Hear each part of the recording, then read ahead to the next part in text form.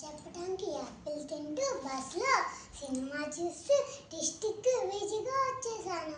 ఎఫ్ఎంలో పనిమేళలో జీనియస్గా కథ చెప్తే HM madam గారు ఐస్ క్రీమ్ దెంతికలు కేరళలో ఎల్లాకారం లాకెట్ కొని పెడతా అని చెప్పారు. ఎంజే గారు మెచ్చుకున్నారని చెప్పారు. ఇది ఎన్టీవీలో వస్తుంటే ఒరిజినల్గా ప్రింట్ కావాలంటే క్యూలో నిలబడండి.